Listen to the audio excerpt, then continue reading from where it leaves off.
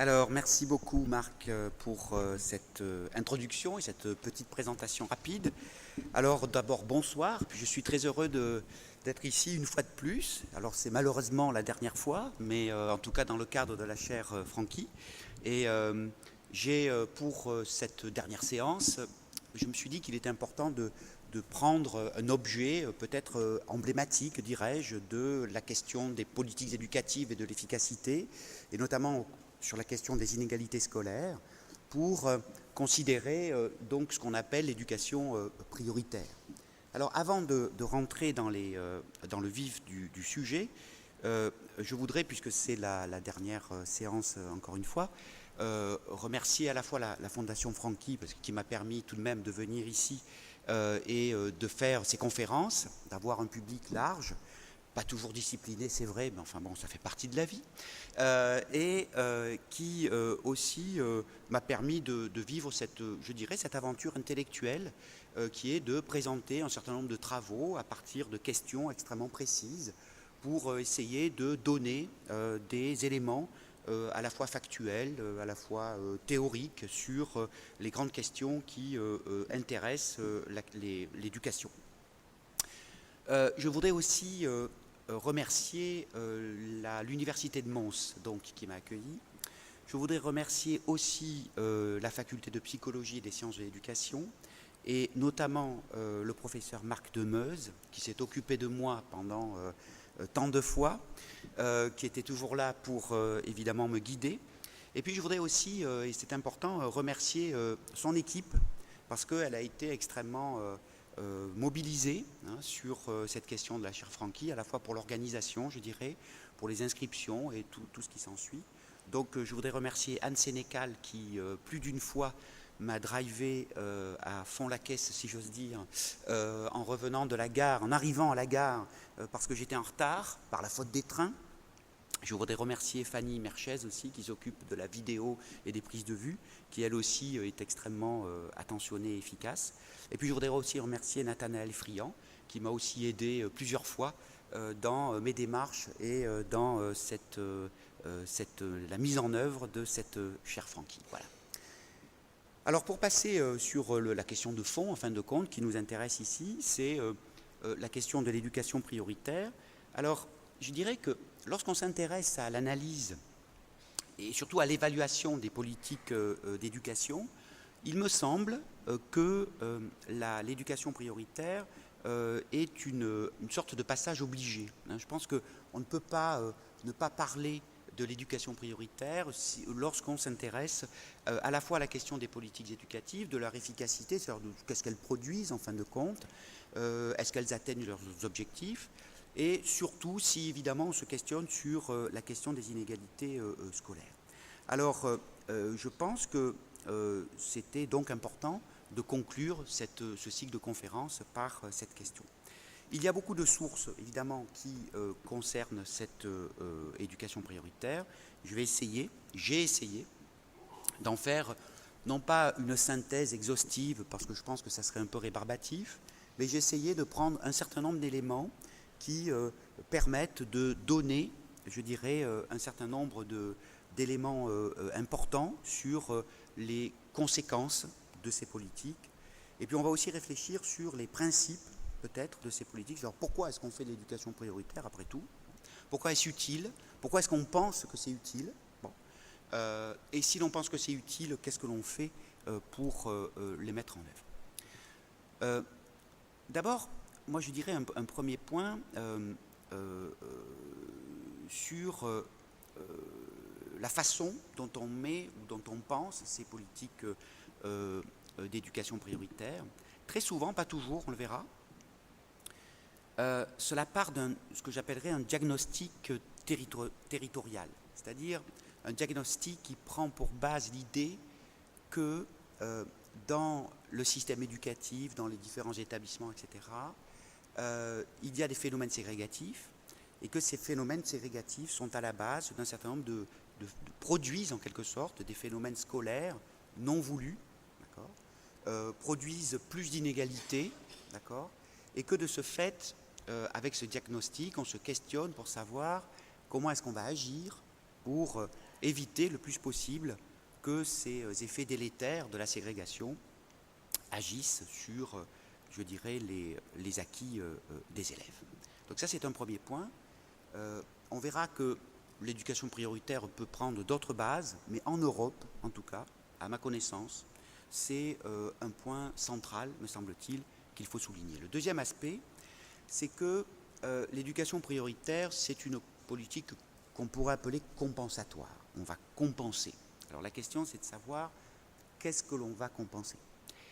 Je dirais, et c'est peut-être très souvent le problème qui se pose avec ce type de politique, on va essayer de compenser plusieurs choses qui probablement vont se cumuler. Alors, on va compenser des inégalités d'acquis, ou en tout cas des inégalités de départ entre élèves. On se dit certains élèves sont plus faibles que d'autres, ont un capital culturel, je dirais, plus éloigné de la culture scolaire que d'autres, etc. Et du coup, il va falloir en faire plus pour ces enfants, en faire plus pour ces élèves, de façon à ce qu'ils rattrapent au moins en partie ce retard. Très bien. Donc ça, c'est une première forme de compensation. Mais on va voir aussi, et je l'ai dit au tout début, que c'est aussi compenser les effets délétères de la ségrégation. C'est-à-dire, on part aussi d'un constat en disant, le fait qu'il y ait ségrégation dans les établissements scolaires, cela produit des effets particuliers. Si la ségrégation n'existait pas, si tous les élèves étaient répartis, comment dire, de façon équivalente dans tous les établissements, les inégalités scolaires seraient moins fortes. C'est un peu ça aussi le constat, le point de départ des politiques d'éducation prioritaire. Et donc, en fin de compte, on se dit, on va renforcer les moyens que l'on attribue à telle ou telle école, à tel et tel collège ou à tel et tel établissement pour compenser ce double handicap, en quelque sorte, le handicap individuel que peuvent avoir les élèves par le fait même de leur origine sociale, migratoire ou tout ce que vous voulez, très bien, et aussi le fait de compenser l'inégalité liée au fait qu'on met ensemble des élèves qui ont un background scolaire peut-être plus faible qu'ailleurs. Donc il y a cette double, je dirais, dimension qui, me semble-t-il, est extrêmement importante. Troisième point qui permet peut-être d'introduire un peu la question de l'éducation prioritaire, c'est que on va agir sur plusieurs leviers reconnus, d'accord, comme étant efficaces pour lutter contre les inégalités et pour favoriser, je dirais, la réussite des élèves. Donc, l'un de ces leviers, mais ce n'est pas le seul, bien sûr, c'est d'agir, par exemple, sur le nombre d'élèves par classe. On peut très bien se dire, il y a des classes dans lesquelles il est plus complexe d'enseigner, et pour les élèves, il est plus difficile d'apprendre parce que la plupart des élèves ont un niveau scolaire relativement faible, et de ce fait, si l'on diminue le nombre d'élèves par classe, on va améliorer l'enseignement et l'apprentissage. Bon, c'est un raisonnement sur lequel peut-être on pourra revenir, mais me semble-t-il, c'est l'un des outils que l'on utilise. Alors que ce nombre d'élèves par classe soit simplement, on dit les classes sont à 20 élèves au lieu de 25 par exemple, ou que on divise les classes, on fasse en sorte que les classes puissent être divisées en groupes, par exemple des groupes de niveau, dans lesquels on va enseigner plus particulièrement tel ou tel acquis ou telle connaissance ou telle partie du programme, de façon à enseigner de façon plus efficace.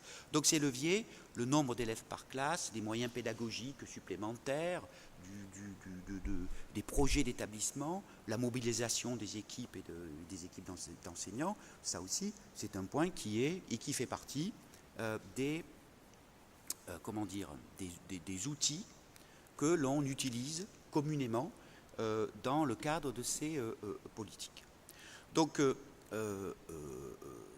on a là, dans ces politiques d'éducation prioritaire, me semble-t-il, souvent un condensé, en quelque sorte, de tous les leviers possibles pour limiter les inégalités, de façon à faire en sorte que les élèves, au départ les plus faibles, progressent malgré tout et acquièrent un certain nombre d'acquis et de connaissances dans le domaine scolaire.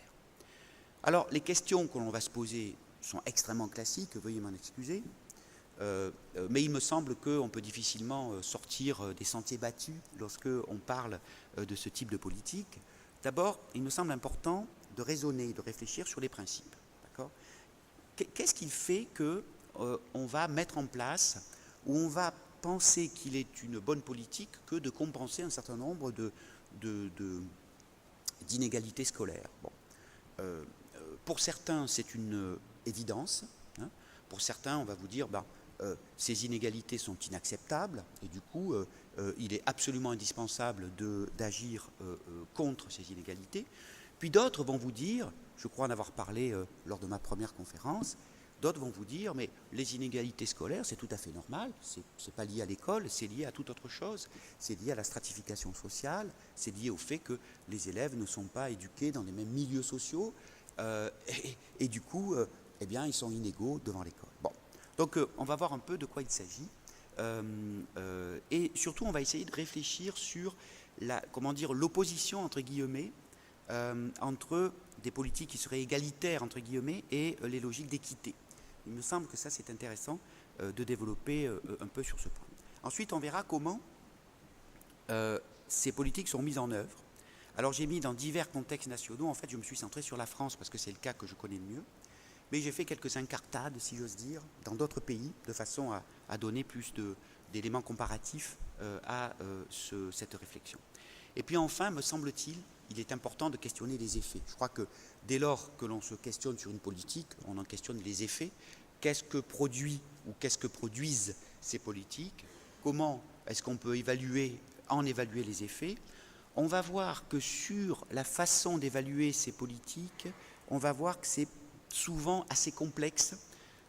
C'est-à-dire que d'abord, on n'a pas toujours les éléments factuels, bien sûr, mais même si l'on a les éléments factuels, les analyses sont relativement complexes à retenir. Alors, pour répondre à ces questions, j'ai pris évidemment plusieurs sources. J'en cite quelques-unes, pas toutes, parce qu'il n'est pas intéressant de vous balancer des bibliographies, mais il y a l'ouvrage qui est en 2 tomes, je crois. J'ai cité celui de 2008, mais il y a un 2e tome qui est sorti, de Demeuse, Frangy, Grégère et Rochex, Les politiques d'éducation prioritaire en Europe, qui est publié aux éditions de l'INRP, je parle sous le contrôle de Marc, et qui est un ouvrage extrêmement intéressant parce qu'on a des éclairages très diversifiés, internationaux, sur la question des politiques d'éducation prioritaire, et où on voit bien à la fois leur diversité quand même, c'est-à-dire des formes qui peuvent varier évidemment selon les contextes nationaux, voire locaux, et en même temps des principes qui restent relativement communs. Ensuite, je me suis inspiré d'un ouvrage de Bénédicte Robert, qui est plutôt une politiste plus qu'une sociologue, et qui qui a pour titre « Les politiques d'éducation prioritaire, les défis de la réforme », qui s'applique au cas français, et qui est un ouvrage, me semble-t-il, extrêmement intéressant, parce qu'il décortique les éléments, de mise en œuvre, à la fois les principes et puis surtout les mises en œuvre de cette politique, et qui permet de voir pourquoi et comment cela produit tel ou tel effet sur les inégalités scolaires. Donc ça, c'est intéressant. Par nature, ce genre d'ouvrage et ce genre de réflexion porte sur un pays, dans la mesure où il s'agit de décortiquer, je dirais, avec précision, les éléments de mise en œuvre de cette politique. Et puis évidemment, il y a d'autres sources. Je cite ici le numéro spécial de la Revue française de pédagogie de 2012, qui est là aussi un ensemble d'articles sur cette question-là, avec des articles de Gamoran, d'un sociologue américain, Gamoran, qui travaille notamment sur ces questions-là. Et puis, je me suis aussi inspiré d'autres travaux. Par exemple, sur le cas de la France, on a beaucoup de rapports sur l'éducation prioritaire, et ces rapports sont extrêmement riches d'informations et aussi extrêmement riches d'enseignements, parce qu'ils montrent souvent à la fois les ambitions de cette politique, parfois aussi les carences de cette politique, parce que parfois ça ne marche pas, et surtout ce sont souvent des rapports qui mettent en œuvre, comment dire, des propositions, qui produisent des propositions pour relancer cette politique. Eh bien, nous avons constaté que tel et tel aspect allait mal, eh bien, on conseille d'aller vers telle ou telle voie. Et ça, c'est extrêmement riche d'enseignement, puisque ça permet de réfléchir sur à la fois, enfin non seulement, je dirais, les bilans, mais aussi de réfléchir sur les actions que l'on peut mener et que l'on peut conduire pour aller plus loin.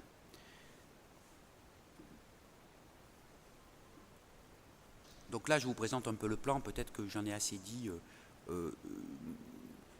J'aborderai les principes, je l'ai dit, le cas de la France, parce que je le connais le mieux, les effets, et puis peut-être en quatrième partie, je me suis dit qu'il était important de présenter les alternatives à ce type de politique, c'est-à-dire qu'est-ce que l'on peut concevoir comme politique qui évite un certain nombre d'écueils de la politique d'éducation prioritaire. Alors d'abord, la question des principes d'équité. Je me souviens quand l'éducation prioritaire a été mise en place en France, alors c'était relativement tardif par rapport à l'Angleterre par exemple, puisque en Angleterre c'était dans les années 60 je crois, en France ça a été dans les années, au début des années 80, j'y reviendrai. Et l'un des débats, si vous voulez, qui était mis sur le tapis en quelque sorte, c'était de savoir si il était concevable d'entreprendre une politique, je dirais, qui serait une politique, entre guillemets, de discrimination positive. On employait ce mot. Aujourd'hui, on l'emploie un peu moins, me semble-t-il, à propos de l'éducation prioritaire, mais ça avait été une sorte de l'un des slogans, en quelque sorte, avec l'autre slogan « Donnez plus à ceux qui ont le moins ». Ça avait été un principe qui avait été mis en avant. Et cette politique ou ce principe de discrimination positive, de quoi il s'agit en fin de compte, très simplement. Alors, il y a un premier point qui est important et qui est un point de contexte. L'éducation prioritaire, c'est toujours une politique qui accompagne une extension des scolarités, une démocratisation de l'accès à l'enseignement, une massification de l'accès à l'école. Je crois que ça, il faut le souligner. J'y reviendrai pour le cas français tout à l'heure, mais c'est une façon de dire on ne peut simplement augmenter le nombre de places ou le nombre d'écoles ou l'accès à tel ou tel niveau de scolarisation. On ne peut pas se contenter de ça. Il faut aussi accompagner cette démocratisation de façon à ce que celle-ci soit réelle. En d'autres termes, dans une société ou dans un système éducatif où vous n'auriez que, je ne sais pas moi, 30% des élèves ou d'une génération qui accéderait à l'enseignement secondaire, par exemple, et où donc 70% sortiraient du système éducatif à la fin de l'école primaire, eh bien l'éducation prioritaire n'aurait strictement aucun sens. On ne fait de l'éducation prioritaire que si on a un objectif politique majeur qui est d'étendre la démocratisation de l'enseignement. Donc ça, c'est vrai, je dirais logiquement, en quelque sorte, c'est vrai aussi historiquement et politiquement, dans le sens où, me semble-t-il, l'un ne va pas sans l'autre. Deuxième aspect, me semble-t-il, important, c'est le principe donner plus à ceux qui ont le moins.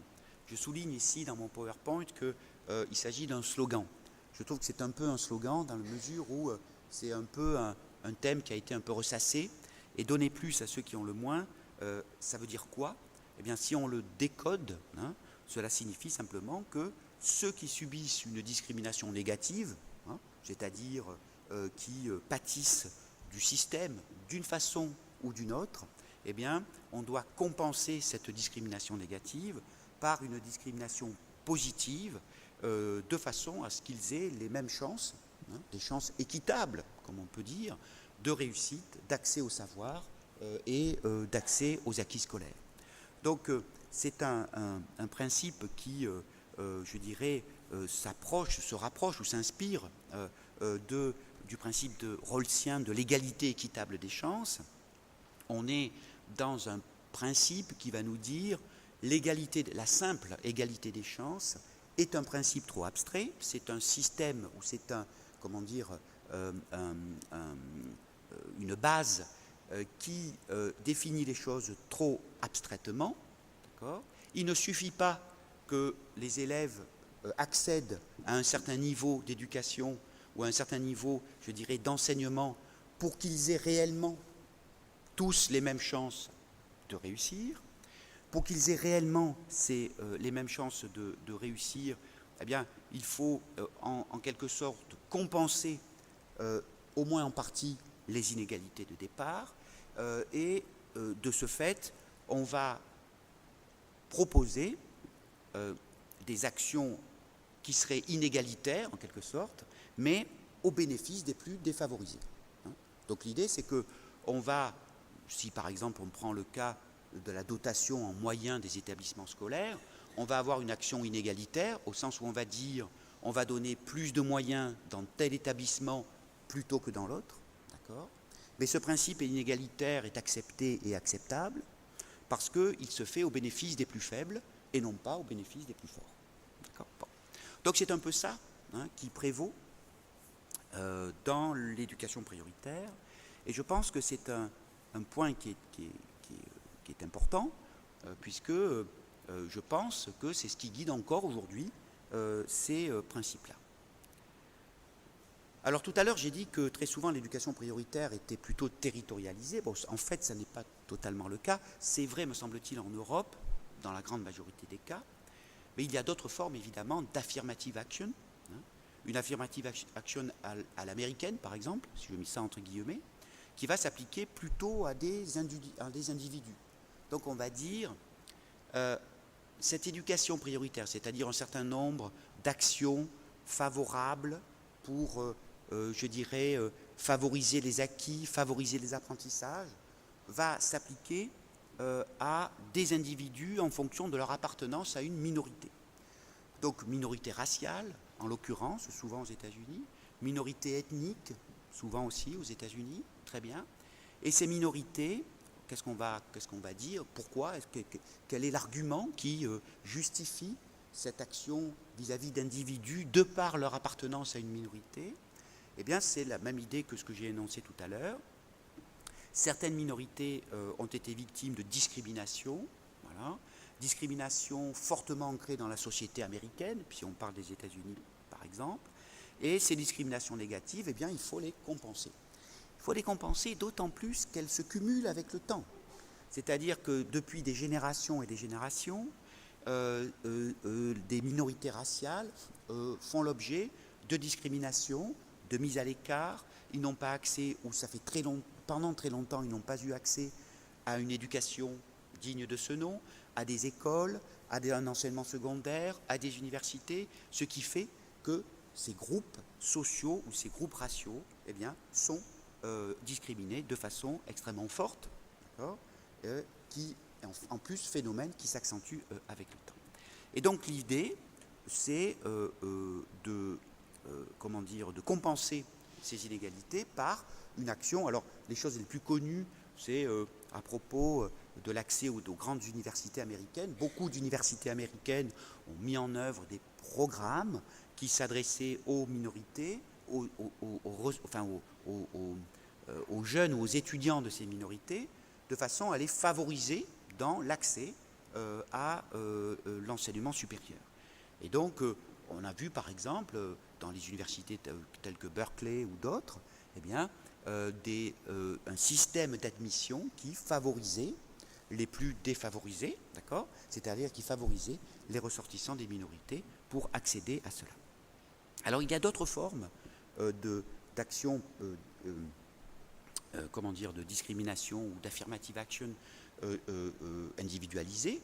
Ça peut être, donc je l'ai dit, dans les universités, ça peut être aussi le busing par exemple. C'était une forme, puisqu'on déplaçait des élèves, d'accord, de par leur appartenance à une minorité, dans d'autres établissements pour faire un travail de déségrégation, par exemple. Et donc, on a là un principe qui est extrêmement intéressant, qui ne marche pas toujours, bien sûr, j'y reviendrai, mais qui s'applique donc à des individus et non pas à des territoires. Dans la version européenne, on a plutôt des choses qui s'adressent à des territoires, à des établissements, et sans s'adresser directement à des individus. On va voir que, comment dire, si on réfléchit pour savoir mais pourquoi c'est comme ça, hein, pourquoi c'est plutôt territorialisé ici, plutôt individualisé là-bas, cela renvoie évidemment à des conceptions à la fois de l'individu, de la société, des groupes, de la nature aussi de l'action publique. On n'imagine pas, ou très très peu, très marginalement, dans des pays comme la France par exemple, d'avoir une action, une affirmative action sur des individus de par leur appartenance ethnique ou raciale. J'allais dire, ça ne se fait pas, je dirais plus, je dirais que ça serait vécu comme quelque chose, un acte quasiment raciste, je dirais, dans le sens où on distinguerait des individus en fonction de leur appartenance raciale. Bon. Donc il y a en France des débats très, très vifs, je ne vais pas me lancer là-dedans, mais en tout cas, c'était pour vous dire qu'il y a des valeurs extrêmement profondes qui sont mises en jeu dans ce système-là. Alors, quels sont les principes de l'éducation prioritaire territorialisée? Je vais me centrer là-dessus, puisque je vais plutôt me centrer sur l'Europe. Il y a d'abord une idée d'une action ciblée. Alors là, j'ai mis sur des populations spécifiques qui subissent un désavantage. On va dire que ces populations vont être définies en fonction de leur situation territoriale. D'accord? Ça, c'est un point qui est très important. Et donc, on se dit, il y a des situations défavorables aux apprentissages, il y a des situations défavorables, je dirais, liées à des contextes scolaires particuliers, et notamment à des situations de ségrégation, et il faut compenser ces situations de ségrégation. Deuxième aspect important, et on le verra peut-être tout à l'heure sur la question peut-être des limites de cette éducation prioritaire, c'est une façon à la fois de reconnaître les effets délétères de la ségrégation. On dit la ségrégation produit plus d'inégalités que simplement les inégalités individuelles. Très bien. On concentre les handicaps, on concentre les mêmes élèves dans des classes ou des établissements avec un niveau scolaire, par exemple, extrêmement faible. Cela va produire des difficultés pédagogiques et de ce fait, on va se centrer là-dessus. On verra tout à l'heure, j'anticipe un peu sur ce que je vais dire ensuite, qu'à la fois donc on veut agir contre les effets de la ségrégation, mais que très souvent ou trop souvent, c'est aussi une façon de, comment dire, reconnaître la ségrégation, peut-être pas la légitimer, parce que ça serait excessif de dire ça, mais en tout cas on ne va pas lutter contre la ségrégation, on va lutter contre les effets de la ségrégation. Et on verra que par certains côtés, cela peut poser quelques problèmes au plan de l'efficacité de ce que l'on met en œuvre. Donc l'idée, c'est de compenser aussi par des moyens supplémentaires. Donc on dit certains établissements sont défavorisés par la nature de leur public, pour aller vite. On va donc leur donner des moyens supplémentaires de façon à ce qu'ils fassent face plus facilement aux difficultés. Donc on est typiquement et très simplement dans les principes de justice corrective. On va corriger des inégalités de départ. On se dit qu'une école juste, c'est une école qui va compenser, qui va corriger les inégalités de départ, les inégalités de conditions de scolarisation, les inégalités de contexte de scolarisation. Donc là, si vous voulez, on tient en quelque sorte une action qui est importante, un principe d'action politique qui est important et qui évidemment est extrêmement porteur, je dirais. Il est porteur d'espoir. Pourquoi est-ce qu'il est porteur d'espoir? Parce qu'on se dit que ça ne peut que marcher, puisque si on donne plus de moyens aux gens, aux établissements, bien probablement que ça va marcher. Alors je vous ai mis là une citation du ministère français de l'Éducation, parce qu'en ce moment, l'éducation prioritaire a le vent en poupe en France. Je ne sais pas trop pourquoi, mais enfin, c'est comme ça. Et donc, je vous lis cette citation, parce qu'elle est très présente quand vous prenez le site du ministère français de l'Éducation. Elle est présentée comme une action, une politique de pointe contre les inégalités scolaires. La politique d'éducation prioritaire, nous disent-ils, a pour objectif de corriger l'impact des inégalités sociales et économiques sur la réussite scolaire par un renforcement de l'action pédagogique et éducative dans les écoles et établissements des territoires qui rencontrent les plus grandes difficultés sociales. C'est moi qui mets du gras. La loi d'orientation et de programmation pour la refondation de l'école de la République en a défini l'objectif, ramener à moins de 10% les écarts de réussite scolaire entre les élèves de l'éducation prioritaire et les autres élèves de France. Bon. Donc vous voyez que c'est un texte qui, me semble-t-il, est très ambitieux, et ils prennent le risque de chiffrer l'objectif, de dire on va ramener à 10% l'écart entre les élèves en ZEP, enfin en éducation prioritaire et les autres. Donc on a là quelque chose d'important. Et pourquoi est-ce que j'ai mis cette citation? Parce que d'abord, on dit explicitement, ce qui est relativement nouveau, que l'objectif, ce sont les acquis. On verra tout à l'heure que lorsqu'on regarde comment fonctionne effectivement l'éducation prioritaire, ou en tout cas comment elle fonctionnait quand on en a évalué le fonctionnement, eh bien, les acquis scolaires des élèves étaient un peu passés au deuxième plan. C'est un premier point.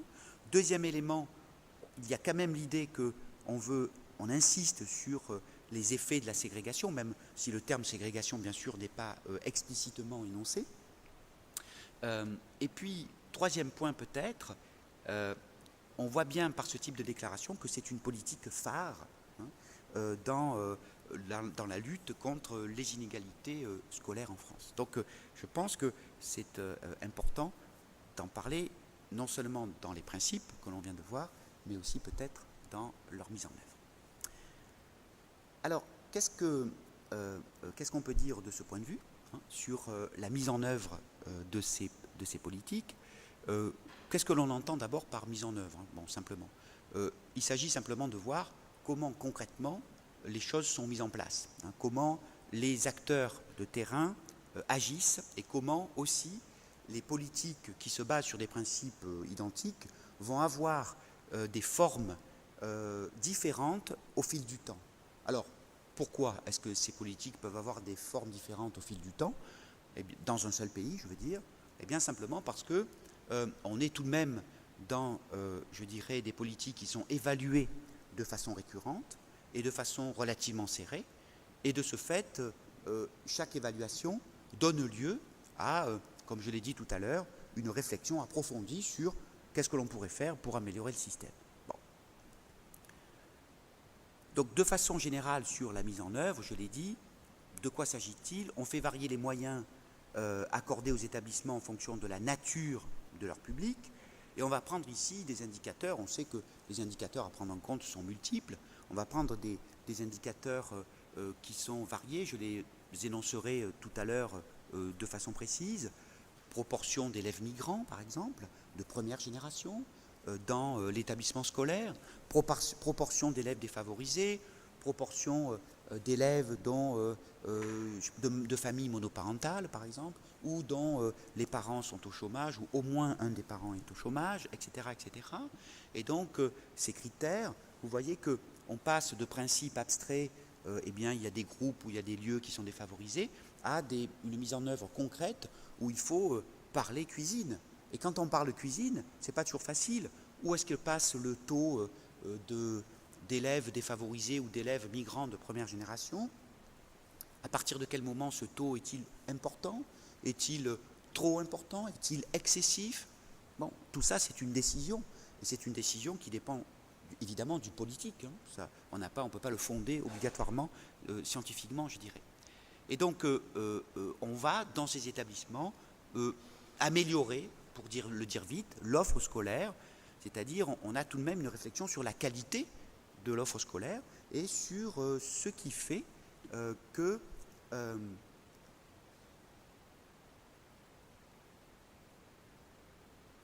merci. Ce qui fait que l'offre scolaire va être de meilleure qualité et donc des apprentissages plus développés. Et donc, on a là, si vous voulez, on doit utiliser des outils, je l'ai dit tout à l'heure, le nombre d'élèves par classe, bien sûr, la mobilisation des enseignants, les groupes de haut niveau, etc. etc. Alors, qu'est-ce qu'on a fait en France? Quelle est la configuration que cela a produit en France? Alors, d'abord, la première forme de cette politique, on appelait ça les ZEP, zones d'éducation prioritaire, et c'était une politique qu'on pourrait qualifier de gauche. Voilà. Parce qu'à l'époque, le président de la République, c'était le premier président de gauche de la Ve République, François Mitterrand, et c'était un moment où il y avait une capacité réformatrice extrêmement forte dans le champ politique.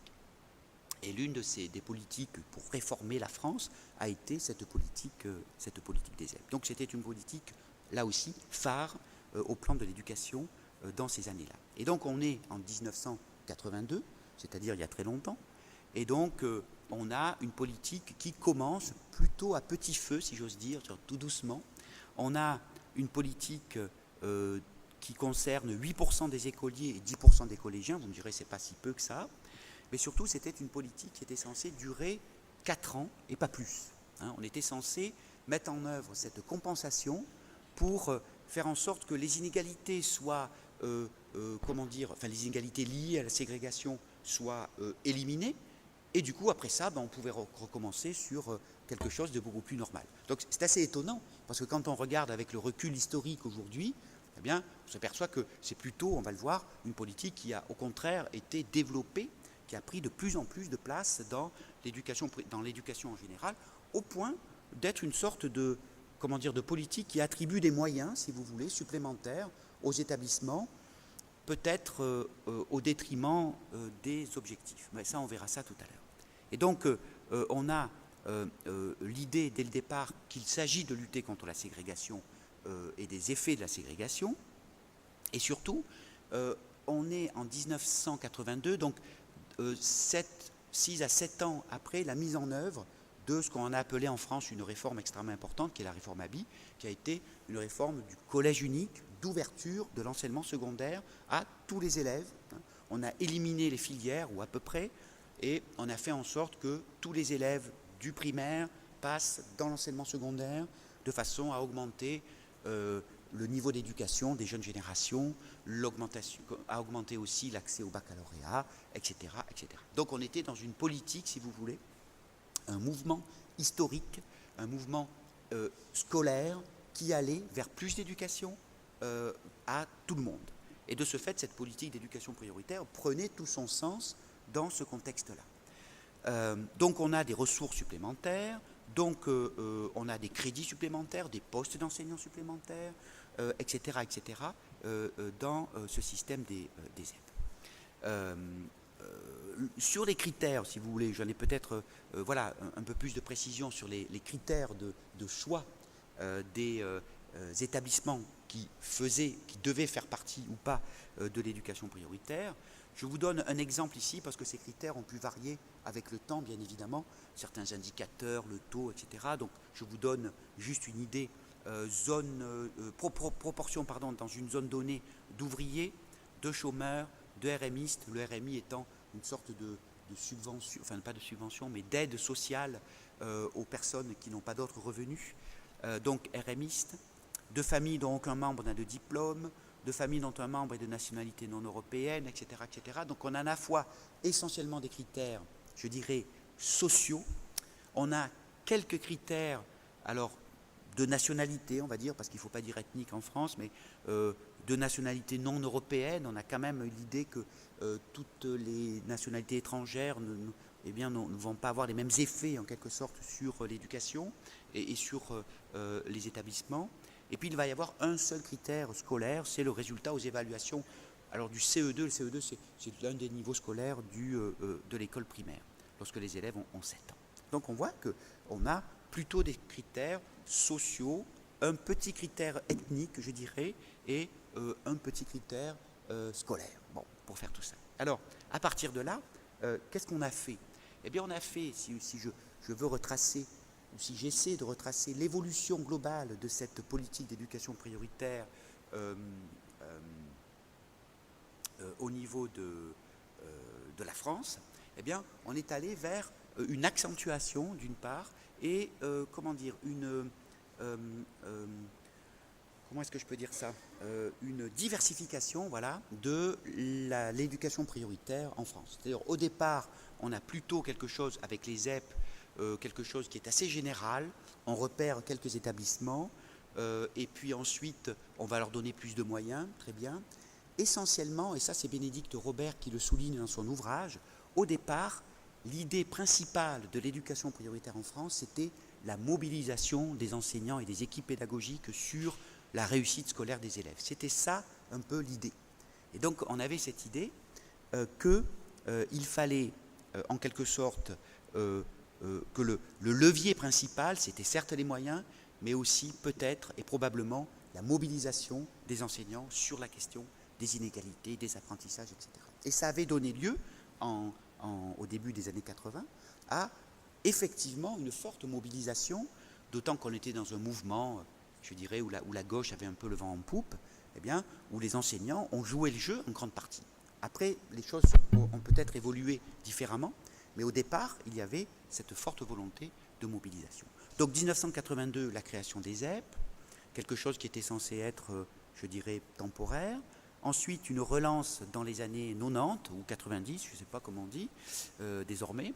Donc, extension du nombre de zones de 350 à 560, dont on a l'idée que cette politique censée être temporaire allait s'étendre, et elle va s'étendre. Une deuxième relance à la fin des années 90, on a ce qu'on appelle les REP, les réseaux d'éducation prioritaire, avec la définition de 1200 zones et 20% des élèves concernés. Donc on a voyé une extension de ce dispositif. Et puis assez récemment, dans les années 2000, on va avoir une diversification de cette action prioritaire. Alors pourquoi cette diversification? Eh bien, parce que dans les évaluations qui ont été produites de l'éducation prioritaire, eh bien, l'un des arguments et l'une des explications qui étaient données pour expliquer la faible efficacité de l'éducation prioritaire en France était que les moyens étaient trop dispersés. Que les moyens étaient trop dispersés, ce qu'on disait, c'est qu'il y a trop d'établissements qui sont concernés, trop d'élèves qui sont concernés, et donc les moyens que l'on met en œuvre ne sont pas assez ciblés. Si vous voulez diminuer les inégalités, disait-on, diminuer la cible, d'accord, pointer des cibles beaucoup plus précises, beaucoup moins d'établissements, beaucoup moins d'élèves, avec beaucoup de moyens, et cela va vous permettre de résoudre, enfin un peu mieux, et en tout cas de produire une certaine efficacité. Aujourd'hui, et beaucoup de rapports, le rapport de Denis Meuret, par exemple, qui est l'un des premiers à avoir fait un rapport sur l'éducation prioritaire, était extrêmement clair là-dessus, extrêmement intéressant, en disant « centrez les moyens, vous aurez plus de résultats ». Et donc, qu'est-ce qui a été fait?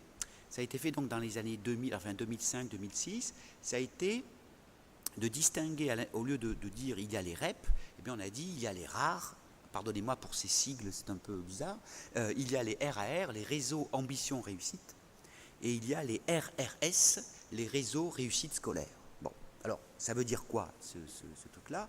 Eh bien, imaginons, c'est une sorte de cible avec plusieurs ronds concentriques. On a les réseaux ambition réussite qui sont la cible principale. Donc, on a diminué le nombre d'établissements de façon draconienne, et donc on va dire qu'il y en a très peu, mais on va mettre beaucoup de moyens dans ce très petit nombre d'établissements. D'accord?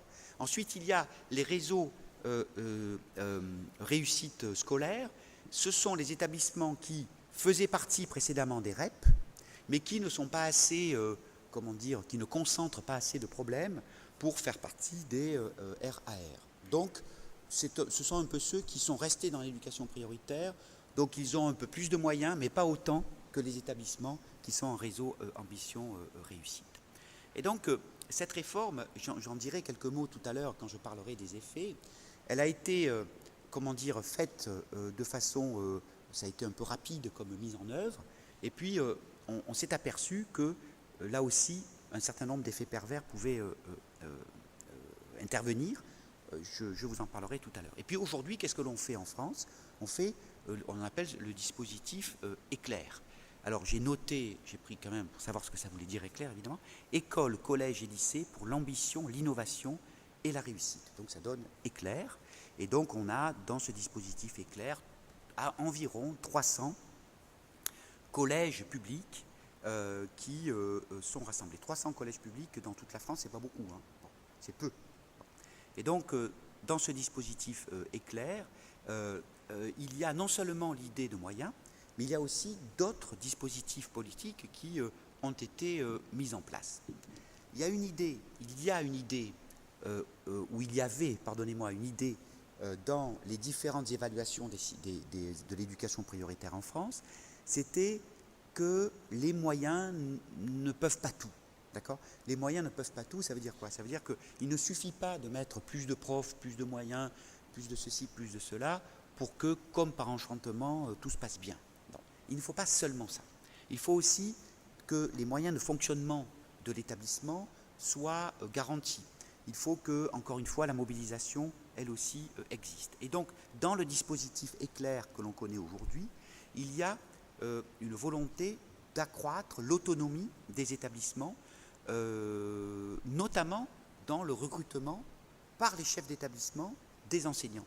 Alors ça, c'est extrêmement intéressant parce que en France, le système qui prévaut est plutôt un système que je qualifierais de bureaucratique, sans vouloir être trop péjoratif, mais disons que c'est un système de points extrêmement complexe, d'accord ? Et en fonction de l'ancienneté, etc., l'enseignant va dire « je veux être dans tel établissement ou dans telle région, etc. etc. » Bon, donc c'est un système qui existe en France, il est comme ça depuis de longues années, et dans le cas des établissements éclairs, eh bien, une sorte de dérogation à cette règle, hein, qui est une règle à laquelle les syndicats enseignants tiennent beaucoup, et pas que les syndicats d'ailleurs, les enseignants eux-mêmes aussi, et de ce fait, ça a été une petite révolution, je dirais, de ce point de vue. Tutorat par des étudiants aussi, l'idée que dans les établissements, eh bien, on peut très bien faire en sorte que des étudiants puissent aller dans ces établissements pour aider les élèves à faire leurs devoirs, par exemple, à travailler, etc., etc. Alors là, je vous donne les taux d'encadrement en éducation prioritaire aujourd'hui, c'est en 2013, donc dans des données récentes. Les données récentes sur le fonctionnement concret des REP, des dispositifs éclairs, n'existent pas vraiment, mais enfin, je vous donne quand même quelques éléments pour vous montrer de quoi il s'agit. Alors, qu'est-ce qu'on peut dire là-dessus ? On a donc des catégories qui sont en fonction du dispositif concerné, en rare, en éclair, en RRS, hors éducation prioritaire et ensemble. Donc vous avez des établissements qui sont rares, des établissements en éclair, des établissements en RRS. On a là, vous savez, le fameux système où d'anciennes politiques gardent quand même un certain nombre de prérogatives, et de ce fait, on a un dispositif qui se complexifie de plus en plus. Qu'est-ce qu'on voit ici ? On a l'encadrement, on a EC par exemple en école, la première ligne, eh bien c'est simplement le ratio entre les enseignants par classe dans les écoles primaires. Et ce que l'on voit, par exemple dans les dispositifs réseau ambition réussite, on a dans les 2 années considérées un peu moins, 21,9 élèves par classe. En éclair, on en a un peu plus de 22. En RRS, on en a 22,3. C'est assez proche d'éclair. Et hors éducation prioritaire, on a presque 24 élèves par classe.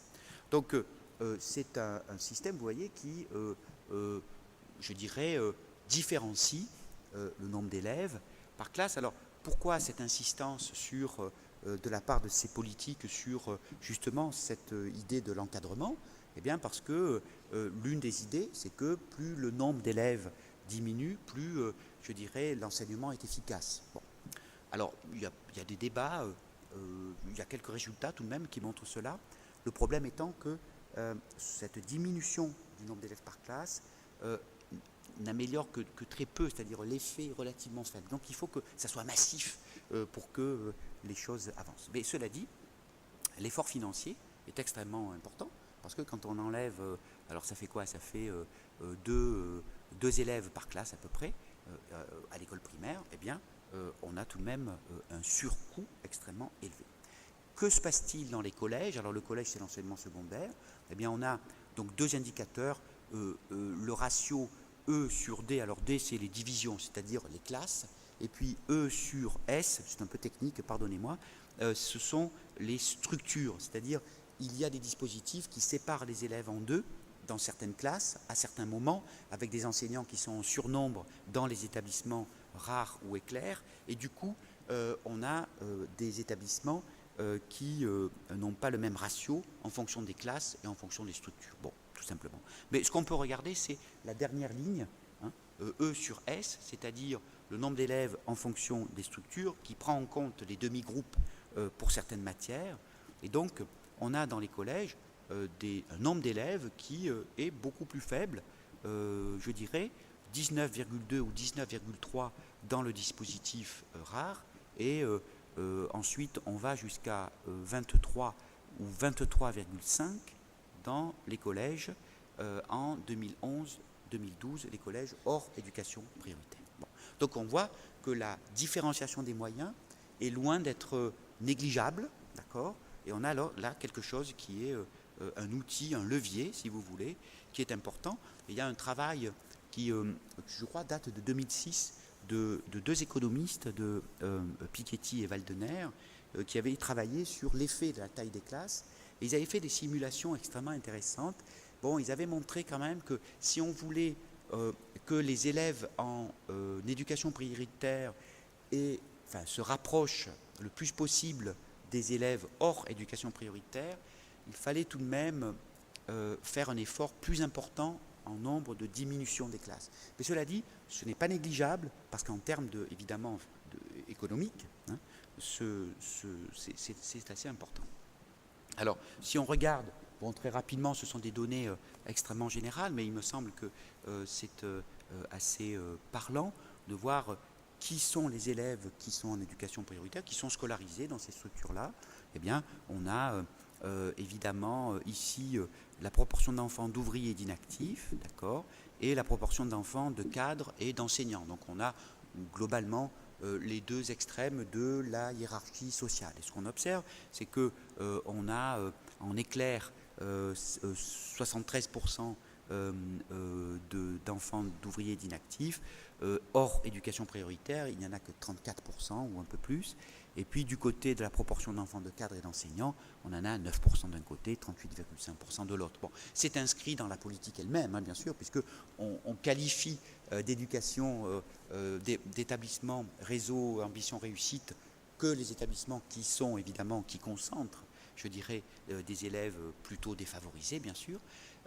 Mais ça nous donne tout de même une indication sur l'importance de la ségrégation scolaire, hein, parce que en quelque sorte, là, ce sont des moyennes, l'ensemble des établissements qui sont en éclair, mais probablement que certains établissements n'ont aucun ou presque aucun enfant de cadre et d'enseignant, alors que d'autres n'ont peut-être pas aucun, mais très très peu d'élèves de milieux, on va dire, populaires. Donc, on a une ségrégation sociale qui est loin d'être négligeable dans le système français. Donc on voit aussi évidemment la hiérarchie en quelque sorte des dispositifs, puisque 73, 56, 34, bon, on a là quelque chose qui reflète la nature de cette politique. Alors, qu'est-ce qu'on peut dire très très globalement sur cette question du cas français de l'éducation prioritaire? D'une politique censée être temporaire, on en a fait une politique centrale dans les politiques éducatives en France. Moi, je pense que c'est un point important. C'est une façon, en quelque sorte, de diversifier les moyens au regard de la diversification des établissements. Deuxième aspect qui me semble important aussi et qui donne un peu la nature de l'évolution, on a un développement et une différenciation, ce qui n'étonnera personne. C'est-à-dire, quand un dispositif se développe, quand il tend à rassembler un nombre important d'élèves, 20-25% d'élèves, eh bien, il va se différencier simplement pour être plus efficace. D'accord ? Donc, il va se différencier avec ce renforcement dans les établissements, sur les établissements les plus ségrégés. Très bien. Et puis, je pense, autre point important, qui me permettra de donner une note un peu optimiste à cette réflexion sur l'éducation prioritaire, ou en tout cas de questionner cette note optimiste, c'est que on a évolué dans le contenu de cette politique. C'est vrai que c'est centré sur la réduction de la taille des classes, c'est vrai, mais aussi on a insisté, on réinsiste encore sur la mobilisation, par exemple le volontariat des enseignants pour enseigner dans ces établissements. J'ai dit tout à l'heure que dans le dispositif Éclair, il y avait le recrutement des enseignants se faisait par les chefs d'établissement. Ce qui veut dire quoi? Ce qui veut dire qu'on crée un marché de l'emploi des enseignants, ce qui habituellement en France n'existe pas. On n'a pas un vrai marché de l'emploi, on a juste des nombres de points et puis les gens choisissent leur établissement en fonction de l'ancienneté de leur carrière, de leur nombre d'enfants, de leur classement au diplôme ou au certificat d'enseignant, etc. Donc on a quelque chose qui est extrêmement bureaucratique. Là, on crée une sorte de marché du travail, on va dire, certaines personnes vont se présenter dans ces établissements pour vouloir enseigner.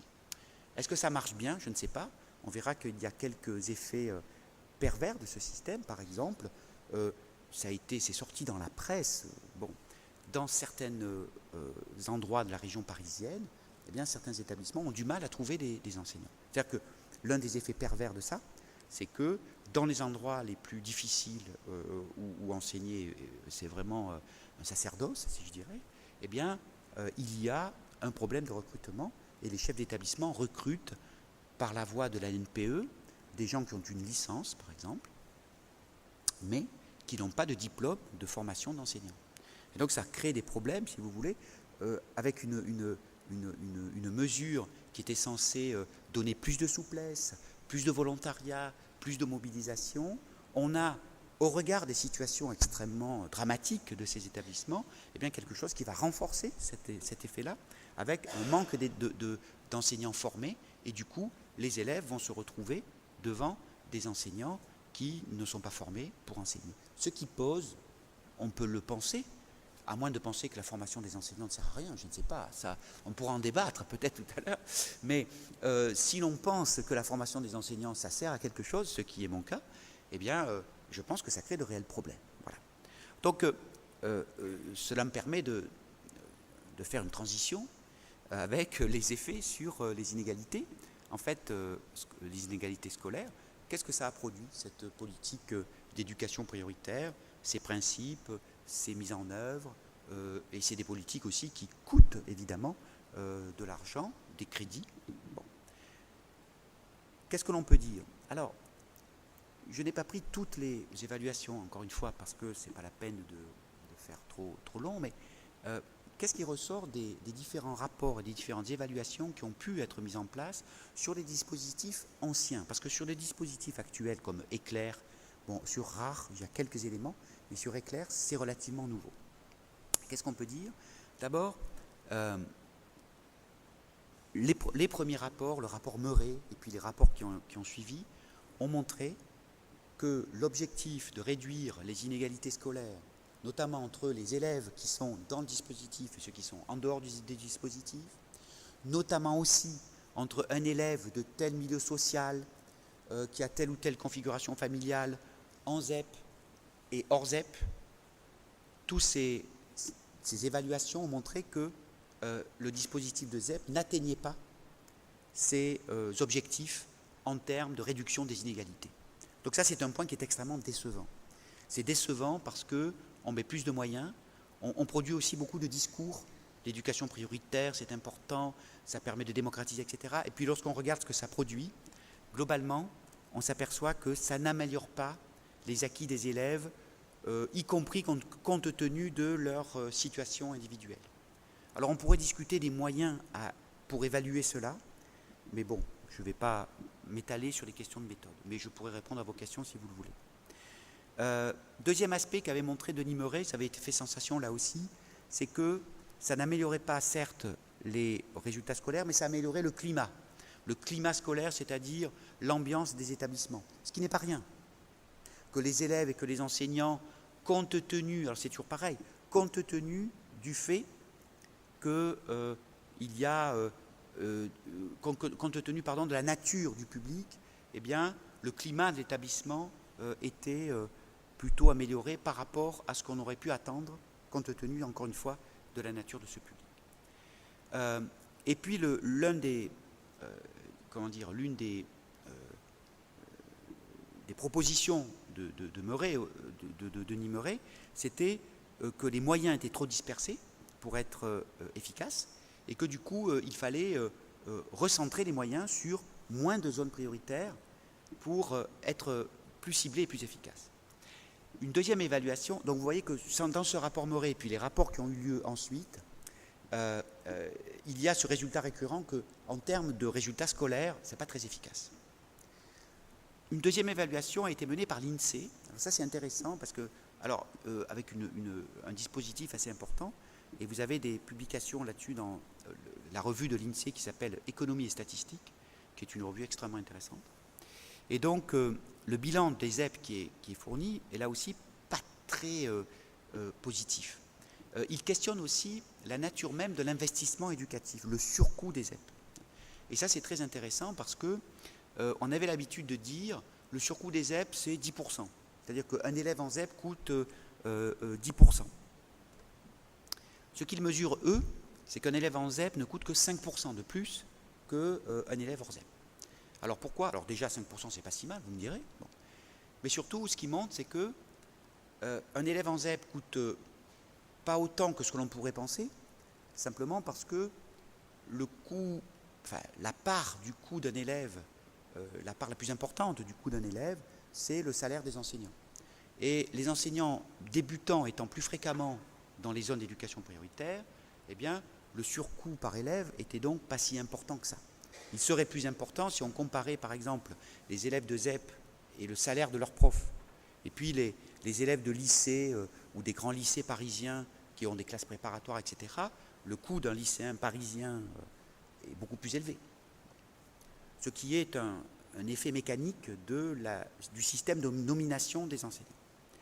Et une deuxième remarque qui était fort à propos dans cette évaluation de l'INSEE, c'était de dire que ce que l'on consacrait, les moyens supplémentaires, étaient consacrés non pas directement à faire réussir les élèves et à leur faire acquérir des compétences supplémentaires, mais étaient consacrés à payer des primes aux enseignants. Alors, payer des primes aux enseignants, ça peut être bien, effectivement, parce qu'il est vrai que le travail en zone d'éducation prioritaire est probablement plus complexe et plus difficile qu'ailleurs. Mais les auteurs de cette évaluation disaient que ça peut certes avoir un intérêt de donner ces primes, mais qu'en même temps, ça n'était pas directement efficace pour les acquis des élèves. Et donc, l'idée de cette évaluation était de dire que les moyens étaient mal attribués et que si l'objectif était de faire réussir les élèves, il fallait que les moyens supplémentaires soient directement appliqués à ces moyens supplémentaires. Quand on regarde les évaluations plus récentes, bien sûr, on n'a pas tous les moyens de répondre aux questions extrêmement précises. C'est-à-dire, est-ce que toute chose égale par ailleurs, les élèves de ZEP ou de REP ou de RAR ont une réussite supérieure, etc. Pour l'instant, je ne peux vous donner que des éléments qui sont comparatifs, assez généraux, assez globaux, mais qui sont tout de même assez instructifs au regard des ambitions de l'éducation prioritaire telles que j'ai pu les énoncer à partir du texte de l'éducation nationale que je vous ai donné tout à l'heure. Alors là, je vous donne simplement un résultat issu des données de la DEP, la direction de l'évaluation de la prospective et de la programmation, je pense, donc qui est liée au ministère français de l'Éducation. Et donc, vous avez ici l'évolution de la proportion d'élèves qui maîtrisent en fin de primaire les compétences de base en mathématiques. Donc ça, c'est 2013. Alors, il y a plusieurs résultats dans ce graphique. Je vais rapidement les énoncer. D'abord, vous voyez que vous avez une échelle qui concerne la proportion d'élèves. Donc, quel est le pourcentage, simplement, d'élèves qui maîtrisent ces compétences de base. Le premier résultat de ce graphique ne concerne pas obligatoirement l'éducation prioritaire, il concerne la qualité ou l'efficacité globale du système d'éducation français. Puisque on est ici en fin de primaire, les compétences de base en mathématiques, bon, c'est les opérations, tout un ensemble de choses. y compris dans les établissements privés et dans les établissements hors éducation prioritaire, tous les élèves ne maîtrisent pas ces compétences de base. Alors, je sais que les compétences de base ne sont pas toujours atteintes à 100%, mais enfin, il y a quand même, un peu moins peut-être de 10% d'élèves dans le public hors éducation prioritaire qui n'ont pas acquis ces compétences de base. Ça pose un problème. Bon. Mais si on regarde les élèves qui sont en éducation prioritaire, alors évidemment, ce ne sont pas les mêmes que ceux qui sont dans le privé. Le privé en France scolarise plutôt des bons élèves de milieux aisés, etc. Comme dans beaucoup d'endroits d'ailleurs.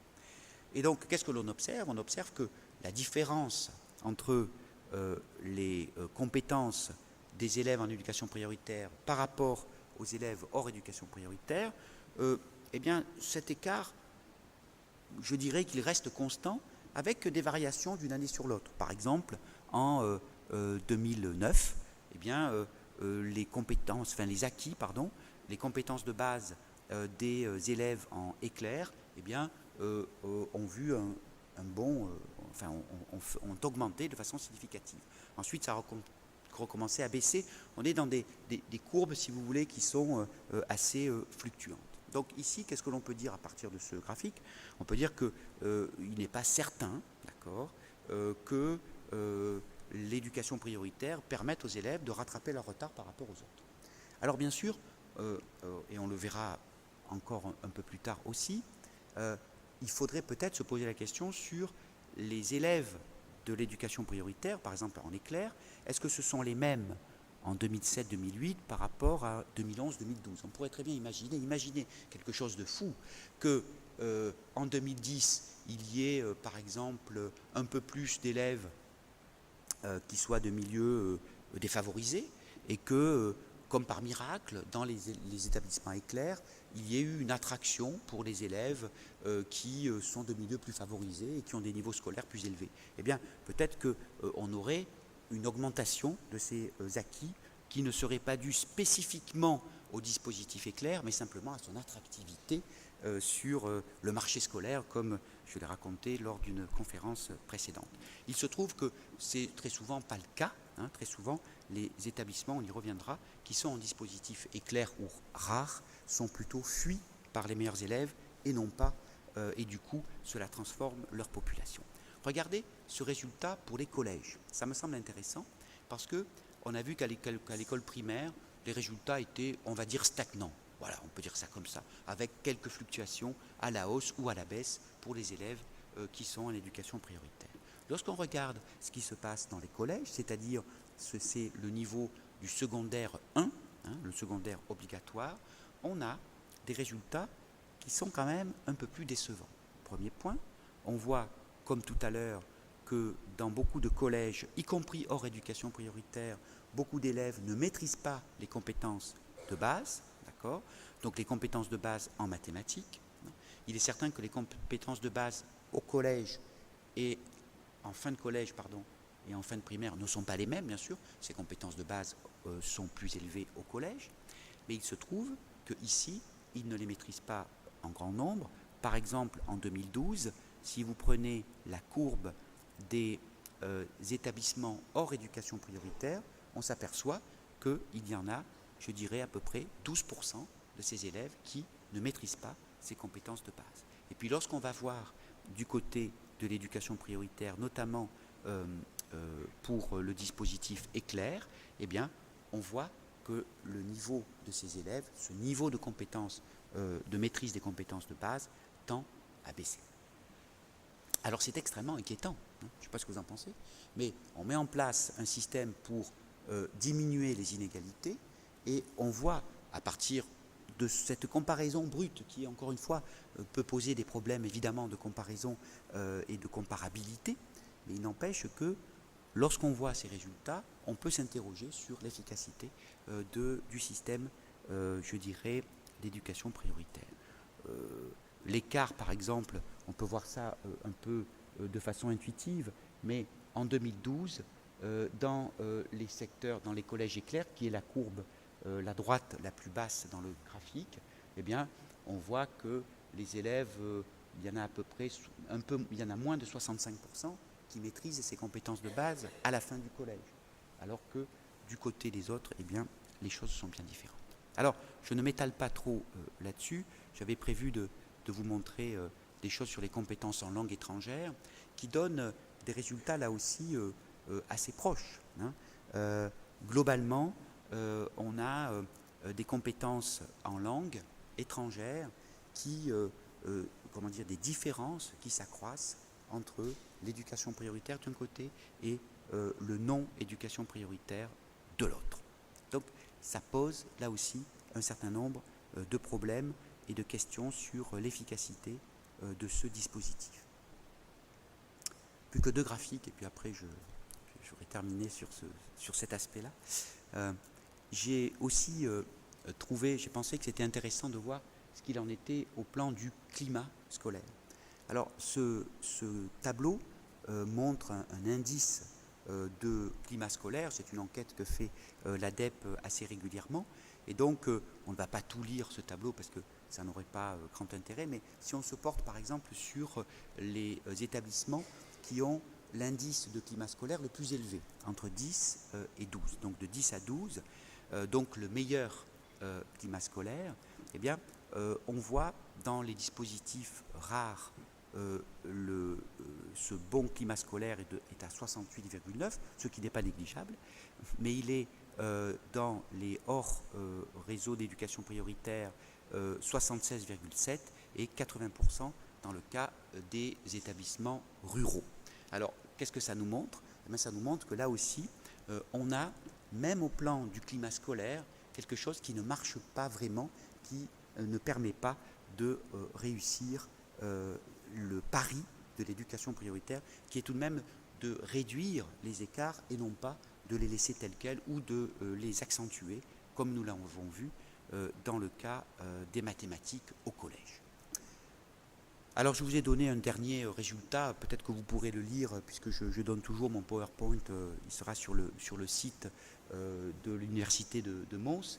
Comparaison brute, éducation prioritaire versus autres. Et j'ai donné ces chiffres parce qu'ils sont récents, c'est les plus récents que j'ai trouvés. Proportion d'élèves qui maîtrisent les compétences 1 et 3 du socle commun 2013. Alors, les compétences 1 et 3, c'est extrêmement simple. 1, c'est la maîtrise du français, et les compétences 3, ce sont les maths, les sciences et la technologie. Et ce que l'on observe, c'est le même type de résultats que ce que nous avons vu tout à l'heure à partir d'une autre enquête, c'est-à-dire qu'on a notamment au niveau de l'enseignement secondaire 1 des écarts qui sont extrêmement forts entre l'éducation prioritaire et le hors éducation prioritaire. On a donc quelque chose, comment dire, qu'est-ce qu'on pourrait dire pour conclure là-dessus? Je vais vous faire une petite citation tout à l'heure pour l'ADEP, mais à partir de l'ADEP, mais ce qu'on pourrait dire, c'est que le défi qui est à soulever par cette politique d'éducation prioritaire est extrêmement lourd. C'est-à-dire que ça fait 30 ans que ça existe, d'accord? Ça fait 30 ans qu'il y a des moyens supplémentaires qui sont mis en œuvre, et en fait, on s'aperçoit que les choses empirent plutôt qu'elles ne s'améliorent. Et du coup, évidemment, cela questionne cette politique. Je vous ai mis une citation d'un article d'une note d'information de l'ADEP qui a été fait par Stéphanou en 2013. Je vous la lis parce qu'elle me semble assez révélatrice des résultats que l'on peut tirer de ces évaluations et de ces comparaisons plutôt entre l'éducation prioritaire et le reste. En troisième, depuis 2007, on observe une baisse significative de la proportion d'élèves qui maîtrisent les compétences de base en français parmi les collégiens des éclairs et ceux de RRS à un degré moindre, alors que les résultats sont stables hors éducation prioritaire. Pour les mathématiques, cette baisse concerne uniquement les collèges des éclairs. L'écart s'est donc creusé entre l'éducation prioritaire et le reste des collèges pour atteindre plus de 30 points en français concernant les éclairs. Donc on voit que l'évolution est quand même pas très positive, elle est même extrêmement négative. Bon. Alors, la question qu'on peut se poser, enfin que je me suis posée, c'est de savoir pourquoi a-t-on de tels résultats, de résultats aussi décevants? Bon, je pense que c'est difficile de répondre de façon définitive à cette question. Mais si on lit et si on voit ce qui a été produit sur l'éducation prioritaire et la façon dont c'est mis en œuvre, on peut trouver tout de même un certain nombre d'explications. D'accord ? Une première explication, c'est, et là je m'inspire de Bénédicte Robert pour énoncer ce résultat, c'est le flou des objectifs. Toutes les évaluations des ZEP ou des REP ou des RAR ont montré qu'il y avait une sorte de flou des objectifs au sens où le fait que l'objectif principal était de faire progresser les élèves et de leur faire apprendre des acquis plus élevés que ce qu'ils n'apprennent aujourd'hui, que cet objectif-là n'était pas, en fin de compte, si clair que ça. L'idée, qui est un processus, si vous voulez, qui est assez classique dans les analyses que font les politistes, c'est qu'on substitue en quelque sorte les moyens aux fins. Qu'est-ce que ça signifie? Ça signifie que dans les politiques d'éducation prioritaire, on a mis en avant plutôt les moyens, c'est-à-dire on donne plus de profs, on diminue le nombre d'élèves par classe, on fait des demi-groupes, on nomme des adultes, des assistantes sociales, des psychologues, etc. dans les établissements. Donc ça va presque être considéré comme le but à atteindre. Et si on a mis ces moyens supplémentaires, eh bien on est en règle avec la politique et avec la morale. Bon. Et ce que l'on voit, et ce que montre notamment Bénédicte Robert, c'est que justement ces moyens-là se substituent progressivement au vrai objectif qui est faire progresser les élèves. Et quand je disais tout à l'heure que les moyens étaient attribués plutôt aux enseignants sous forme de primes que à des dispositifs concrets dans les classes qui permettraient aux élèves d'apprendre, eh bien, on est totalement dans cette configuration. C'est-à-dire, on donne plus de moyens, très bien, mais en oubliant au passage les objectifs principaux qui sont la progression des élèves.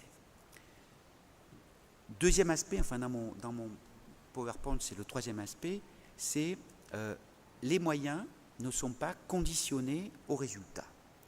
Alors ça peut être un point qui peut faire débat, évidemment, lorsqu'on parle de politique scolaire, mais l'idée, j'attends que ça passe, ouais, c'est bon. L'idée, c'est que on donne des moyens à des établissements sans évaluer véritablement, comment ils sont consacrés à l'éducation des enfants, à au rattrapage en termes de compétences, d'une part, et puis d'autre part, on n'évalue pas et on ne conditionne pas les résultats, d'accord, ou les moyens aux résultats. Donc en fin de compte, on a une hypothèse qui n'est pas totalement délirante, qui nous dit si vous donnez plus de moyens, les élèves ont plus de capacités et de chances de réussir. D'accord.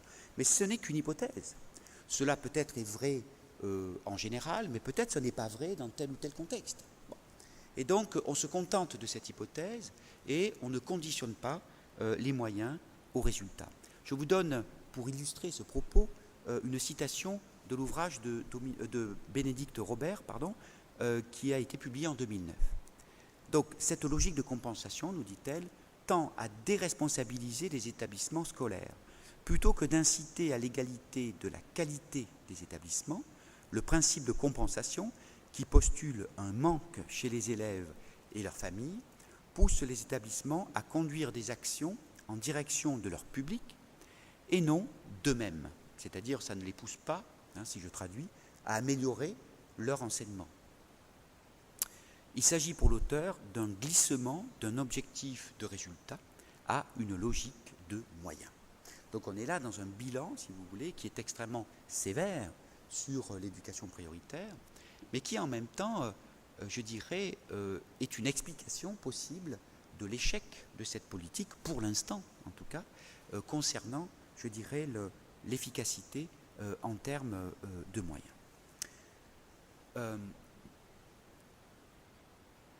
Autre aspect qui pourrait expliquer la faiblesse de cette politique, c'est l'idée que beaucoup de moyens sont consacrés à la gestion du dispositif, notamment aux personnes qui coordonnent les réseaux, et non pas, encore une fois, aux dispositifs scolaires qui permettraient d'accentuer et d'améliorer les connaissances des élèves.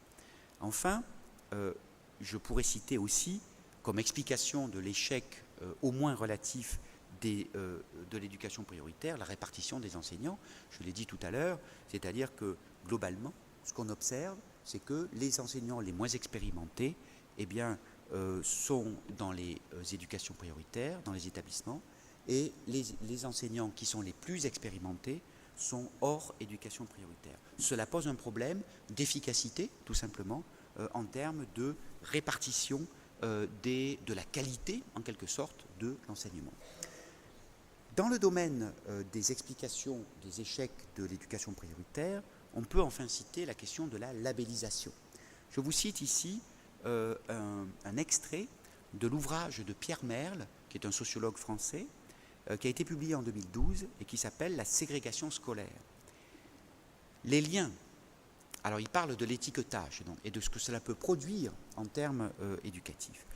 Le lien entre étiquetage et stigmatisation est clairement démontré pour les collèges ambition-réussite, rares. En tout juste 3 ans, alors même que les conditions matérielles d'enseignement se sont améliorées dans ces établissements, les résultats sont tous négatifs. Le taux de départ des enseignants de ces établissements a augmenté sensiblement, le nombre d'élèves scolarisés a décru, leur niveau de compétence scolaire a baissé, une part importante des élèves des catégories moyennes et aisées ont quitté ces établissements.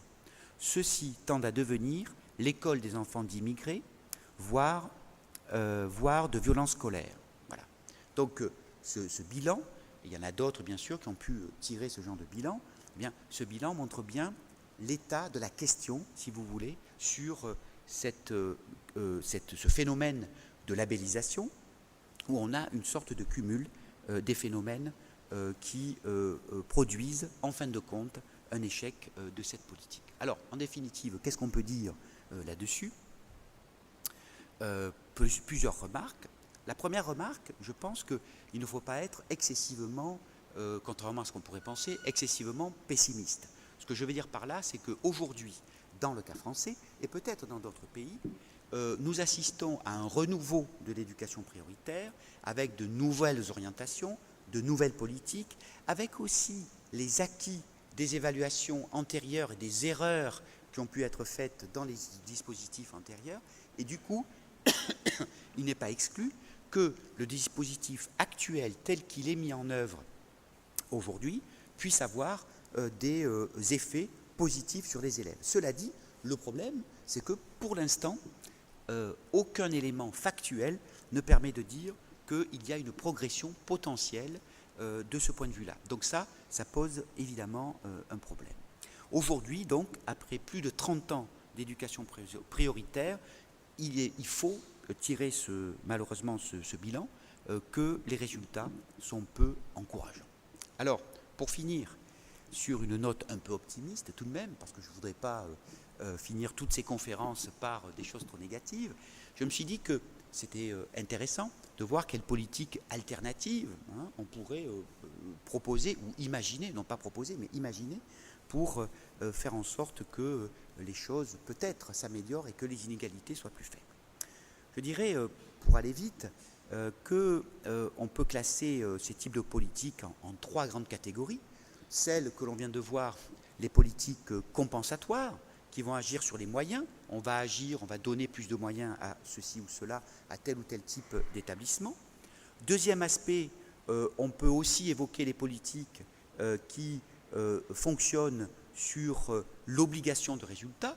On va être là plutôt de dire tous les établissements qui ont tel type d'élèves doivent améliorer leurs résultats, sinon leurs moyens vont baisser. Donc, c'est-à-dire une façon un peu radicale de fonctionner. Et puis aussi, troisième éventualité, troisième piste à explorer, ce sont les politiques qui s'attaquent aux sources de ces inégalités, ou en tout cas une source partielle mais très forte de ces inégalités, qui est la ségrégation scolaire. Donc on a là, évidemment, trois options qui sont extrêmement différentes. Alors on n'exclut pas de les conduire en même temps, mais dans un souci analytique, je vous les expose évidemment de cette façon-là, un peu séparée. Alors, pour les politiques compensatoires, je ne vais pas m'étaler là-dessus puisque j'en ai parlé très largement. Il y a une évidence, c'est que agir sur les conditions d'apprentissage ne suffit pas. Voilà. Je pense que la politique des ZEP, telle que j'ai pu vous en parler aujourd'hui, montre au moins ça, et parce que ça a plusieurs conséquences. La première conséquence, quand même, c'est que cela revient à accepter comme un fait qu'on ne va pas changer les phénomènes de ségrégation scolaire. Lorsque vous faites de l'éducation prioritaire, de la discrimination positive envers certains établissements parce qu'ils sont très fortement ségrégés, eh bien, vous reconnaissez que cette ségrégation existe, d'accord ? En quelque sorte, vous la légitimez, vous dites, ben voilà, c'est comme ça, on ne peut rien y faire, et puis vous n'agissez que sur les moyens. Ça, peut-être que c'est un dispositif qu'il faut critiquer de ce point de vue. Deuxième aspect, peut-être, c'est l'idée que les conditions d'apprentissage, donc agir sur ces conditions, ne suffit pas. Et je crois savoir qu'en Belgique, par exemple, l'éducation prioritaire, les évaluations qui ont pu avoir lieu, eh bien, ne montrent pas d'amélioration des résultats des élèves. Il y a eu des évaluations aussi en Suisse sur une politique de réseau d'éducation prioritaire qui montre le même type de résultats, c'est-à-dire que concrètement, on a de bons sentiments, on met plus de moyens, mais les résultats en termes d'acquis se font attendre. Donc ça pose un problème. Et puis aussi dans le cas de l'Angleterre, qui a abandonné depuis longtemps, enfin sous les formes primitives, cette éducation prioritaire. Donc on a plutôt, du côté des politiques compensatoires, des résultats plutôt négatifs. Bon. Deuxième option, l'obligation de résultat. Alors, il y a beaucoup de politiques, notamment aux États-Unis, qui se basent, ou en Angleterre, qui se basent là-dessus. On peut prendre l'exemple de No Child Left Behind, qui est une politique qui est connue, je pense, de beaucoup de gens.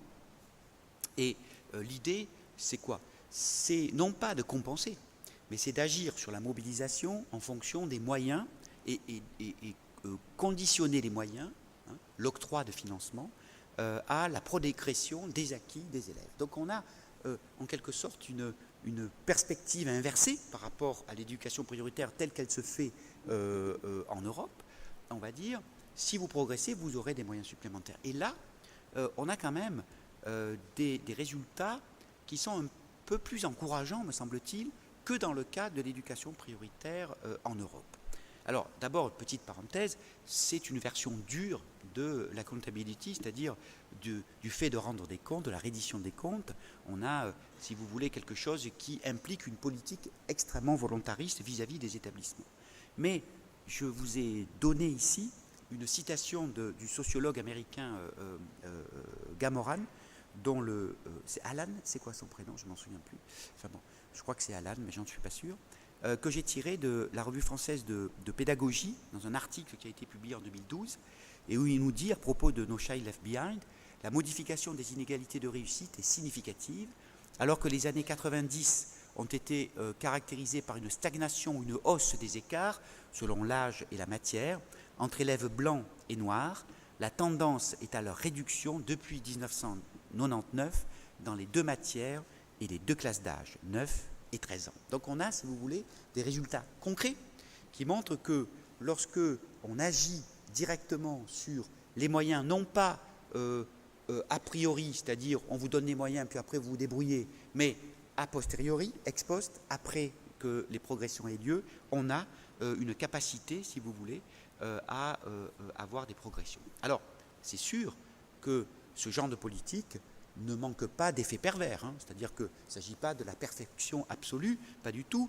Il y a un travail de Régis Mallet qui a été publié en 2009 qui développe un peu cette idée des effets pervers de cette politique de No Child Left Behind et qui notamment développe l'idée et le problème du teaching to the test. Le teaching to the test, c'est quoi? C'est de dire si je vais être évalué, si les moyens que l'on me donne vont dépendre des résultats de mes élèves en maths et en lecture, je vais faire que des maths et de la lecture, et puis ils ne feront rien d'autre. Et puis, ils sauront très bien répondre aux tests. Est-ce que leurs acquis réels seront bien...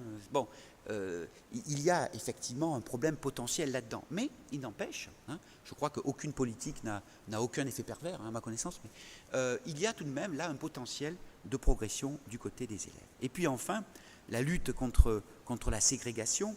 Alors j'ai pris l'exemple du busing parce que c'est un exemple, je dirais, là aussi très connu et idéal typique de ce type de questionnement. On lutte contre la ségrégation parce que la ségrégation en elle-même a des effets et accentue les inégalités scolaires. Alors, là aussi, je vous ai fait une citation. Alors, j'ai eu la faiblesse de me citer moi-même. Ça ne se fait pas en général. Hein. Je suis vraiment désolé. Mais dans mon petit que sais-je sur les inégalités scolaires, dans leur synthèse, je dis, dans leur synthèse de 21 articles traitant de la question des effets à long terme de la déségrégation des écoles, Wells et Crane, 1994, montrent que les élèves noirs qui ont bénéficié de cette politique ont, toutes choses égales par ailleurs, des aspirations scolaires et professionnelles plus élevées que ceux qui n'en ont pas bénéficié. Leur synthèse montre aussi qu'à plus long terme, ces élèves atteignent un meilleur niveau scolaire, sont plus souvent insérés dans les réseaux sociaux et professionnels mixtes au plan racial et accèdent plus souvent à un statut de cadre et de profession libérale. Donc, bon, on pourrait citer beaucoup d'autres évaluations plus nuancées, etc., sur cette politique, mais il n'empêche qu'on a là, si vous voulez, une question qui nous dit, et des résultats, pardon, qui nous disent la ségrégation, ça agit sur les acquis, mais ça agit aussi sur l'accès à l'emploi, les réseaux. Hein. Si vous êtes pauvre et que vous connaissez que des pauvres, ben vous restez pauvre. Bon voilà, je résume un peu, pardonnez-moi. Alors que si vous êtes scolarisé dans des établissements scolaires plus diversifiés, racialement, ethniquement, socialement, eh bien, vous avez beaucoup plus de chances, je dirais, de réussir dans la vie. Alors, je voudrais passer directement, pardonnez-moi, à la conclusion sur quelle action publique mener. Alors, c'est très difficile de conclure là-dessus. Moi, je me suis questionné pour conclure sur, en fait, pourquoi continue-t-on à faire de l'éducation prioritaire, hein, alors que tous les indicateurs, ou la plupart en tout cas des évaluations montrent que ça ne marche pas bien. Alors je n'ai pas vraiment la réponse, peut-être que lors des questions on pourra y répondre. Ce que je voulais dire, c'est que on a vu que l'éducation prioritaire à l'européenne agissait sur des territoires, qu'elle était plutôt centrée sur les moyens, qu'il n'y avait pas d'obligation de résultat, qu'il n'y avait pas de lutte explicite contre la ségrégation. Et je pense que ces caractéristiques-là font partie des facteurs qui expliquent la non-efficacité de ce système. Alors, encore une fois, la question peut-être qu'on pourrait se poser, c'est pourquoi continue-t-on dans ce sens, hein? Pourquoi est-ce qu'on ne fait pas autre chose? En France, en Angleterre, il y a des choses un peu différentes, mais en Belgique peut-être aussi. Je pense que c'est une vraie question, parce que ça fait 30 ans, ou voire plus, 40 ans, que l'on fait ce type de politique, sans pour autant que ça évolue à la hausse. Alors, voilà, je vous remercie beaucoup.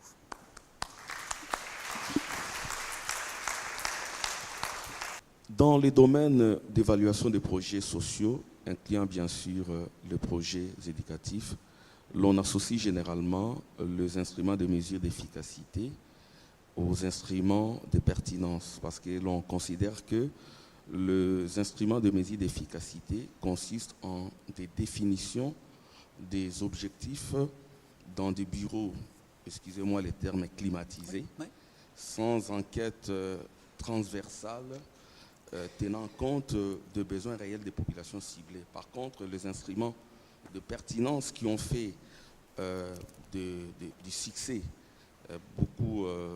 qui ont été très performants dans des pays caractérisés par des populations multiraciales, on tient réellement compte de besoins des populations ciblées. Alors, ma question est de savoir dans quelle conditions vous associez ces instruments de pertinence par rapport à vos critères d'efficacité? Est-ce qu'on ne devrait pas parler de mesures de pertinence face aux inégalités? Alors, je réponds de suite ou il y a d'autres... Alors, merci pour cette question parce qu'elle est extrêmement intéressante et il est vrai que la question des critères, alors, quand vous dites de pertinence, je comprends que ça renvoie à la satisfaction peut-être des usagers par rapport à l'école et puis plus particulièrement aux établissements labellisés éducation prioritaire. Alors, je ne pense pas, enfin, il y a peut-être des études là-dessus, je pense, parce que c'est effectivement extrêmement intéressant, mais c'est vrai que les indicateurs dont on dispose pour mesurer directement ou indirectement cette satisfaction sont plutôt négatifs que positifs. Ça, c'est ma première réponse. Et puis ensuite, alors, quels sont ces indicateurs? Par exemple, lorsque j'ai évoqué tout à l'heure, au travers de la citation de Pierre Merle que j'ai fait à propos des établissements réseau ambition réussite, c'est que très souvent, lorsqu'un établissement passe en éducation prioritaire, pas toujours, mais très souvent, il y a une perte d'élèves parce qu'un certain nombre de familles et donc d'élèves quittent ces établissements pour aller ailleurs, pour aller dans le privé, pour aller dans un autre quartier, pour aller dans un autre établissement, etc. etc. Ce qui laisse penser que le niveau de satisfaction, si vous voulez, des usagers, globalement, serait plutôt négatif que positif.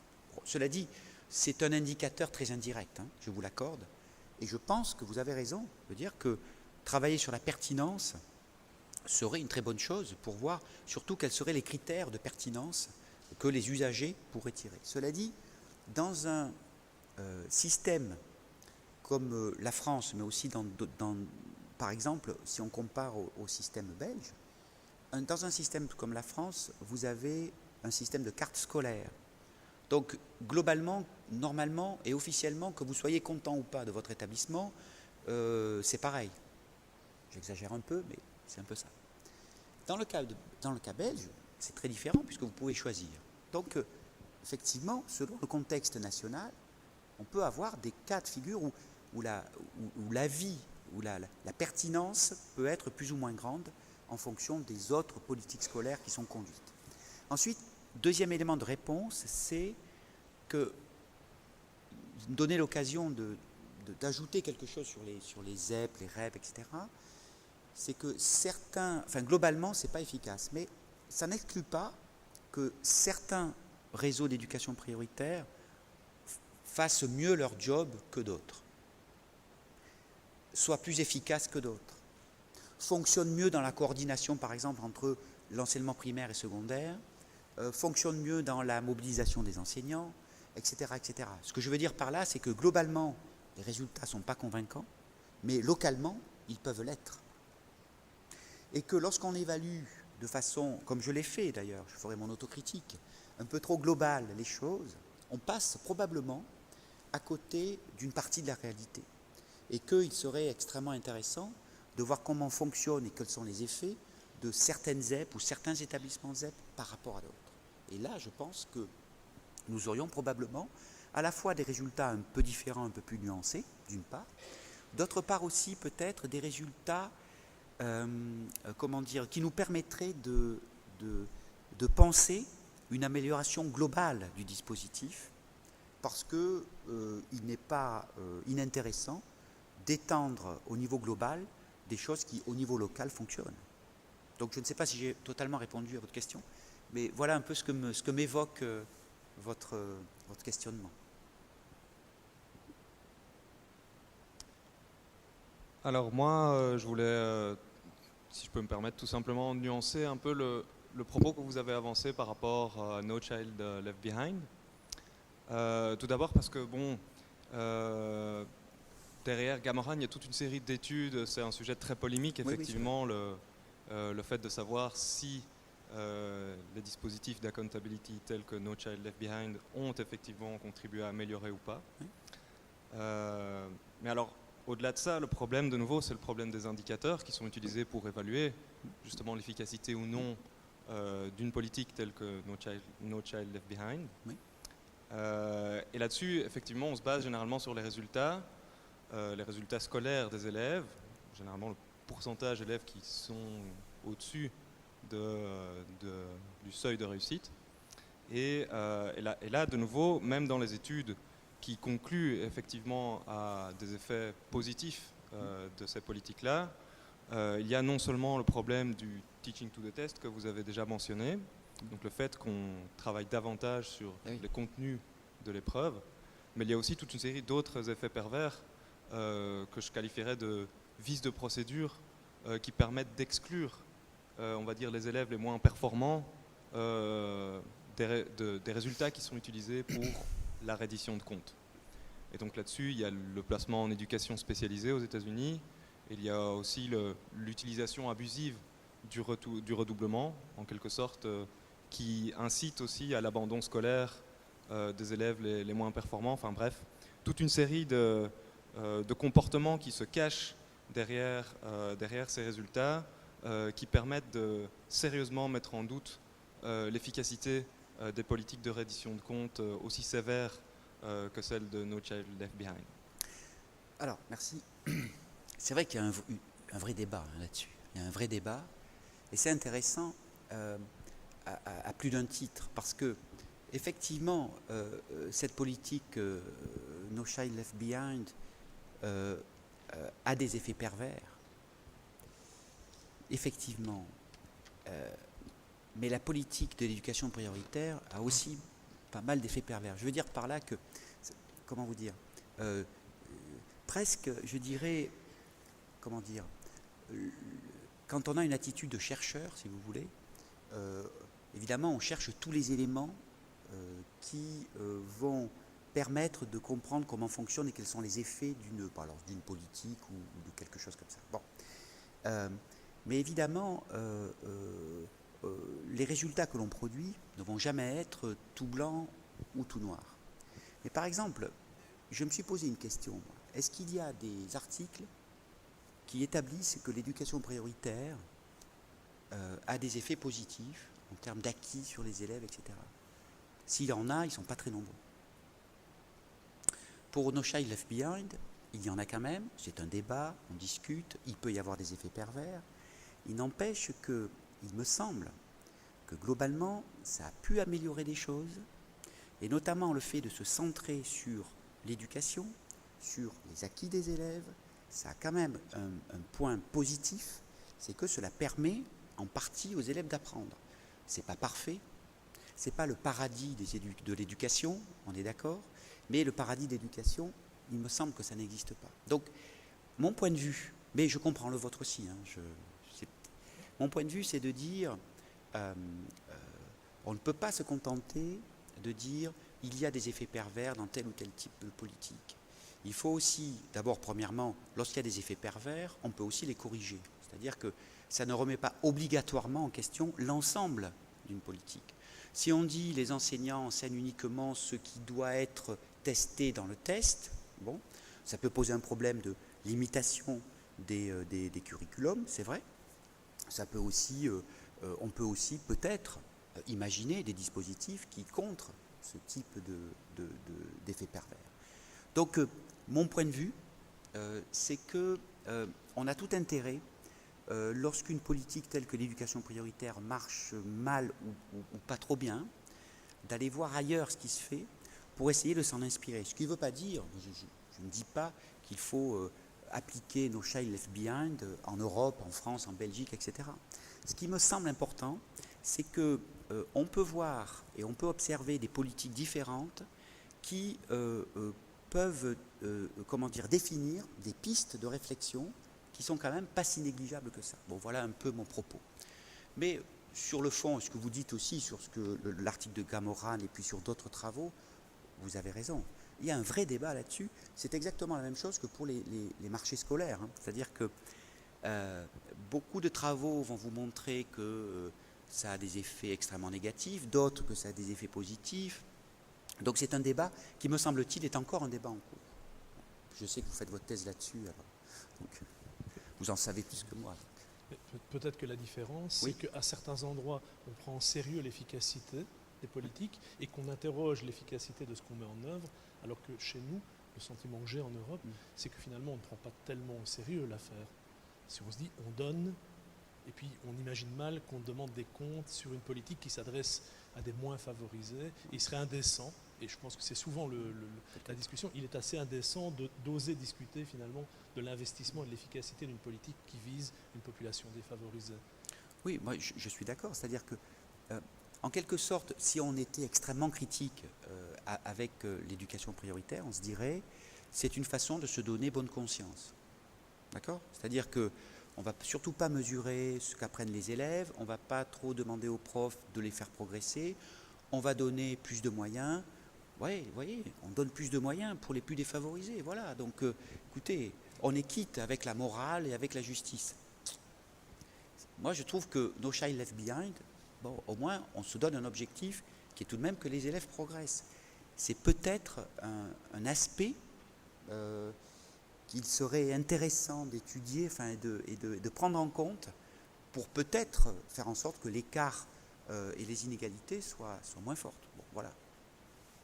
Évidemment, ça questionnerait l'organisation du système. Chez nous, par exemple, la liberté bien sûr. d'enseignement et l'organisation sur base d'un quasi-marché. Ouais. Mais donc, on aurait sans doute encore beaucoup de choses à dire sur les politiques d'éducation prioritaire, comme sur tous les sujets qui ont été abordés par Georges.